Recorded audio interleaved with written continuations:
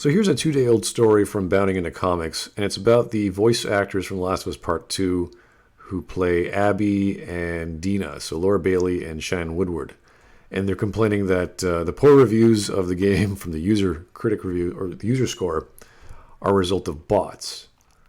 And I don't know where this is coming from. I don't know how they're coming to this conclusion. I don't think they know what they're talking about. I think they weren't expecting the backlash because it's such a popular title. And people are having such a negative reaction. But that's what Neil Druckmann was saying. Not everyone's going to like this thing. So maybe they aren't aware of that. They're not familiar with how critic scores work, and that's fine. So I don't think there are bot farms. I think these are actual people. Now, where I do think they might be bot farms is people are going, oh, wait, our score is low. We should increase that. So if we actually look at the Metacritic user score, it jumped an entire point in the matter of 2 days. Or rather, in this case, it was at 4.0 2 days ago. So obviously something's happening, because when I reviewed it, it was at 3.3. And we're talking about 75,000 ratings. And I remember seeing it was at 12,000, then it jumped to 24,000, it was around 30,000. So this is obviously a lot of people responding. Probably in the positive if they're going that far, to have bots, if that's their implication. Now, if we actually look at these scores, it doesn't really matter how many people give it a high or low score. What matters is the quality of the review, or the quality of the reviewer, how detailed, the best argument, the best references. So what the most important thing is on Metacritic is the most helpful review. And this is all a percentage. This is all a ratio between what's good and bad. So a lot of people found this positive or helpful. Same with this one, same with this one. And they're all in the 0 to 4 range, roughly speaking. You got all kinds of reviews of that nature. A lot of zeros as well, of course. People just absolutely have a very negative reaction. And that's why you have this really, really low score. It's nothing, oh, there's a 5. Okay, great. So that's fine. It's just a number.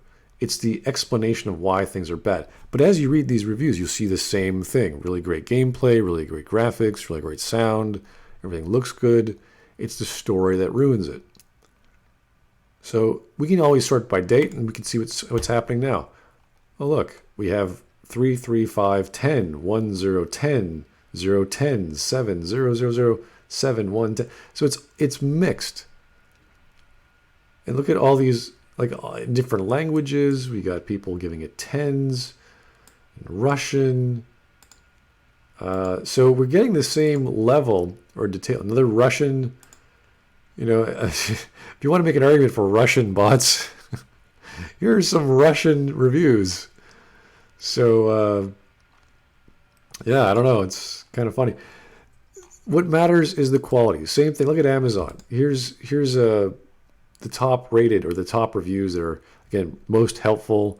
805 people, 603 people, 577, 523. So all these ratings. Here's a 5-star rating with 228 people. This is on Amazon for the standard edition. And we can just switch that to the most recent. What do we got? 1, 5, 3, 5, 5, 5, 1, 5. So it's getting mixed reviews. People don't know how to react or don't have quality understanding of things.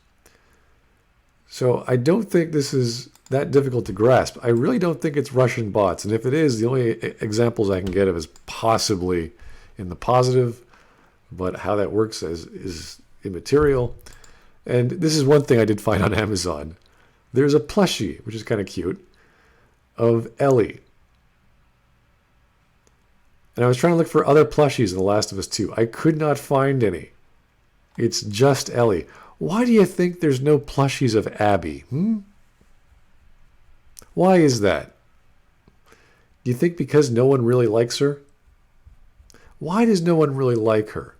It's a pretty simple answer.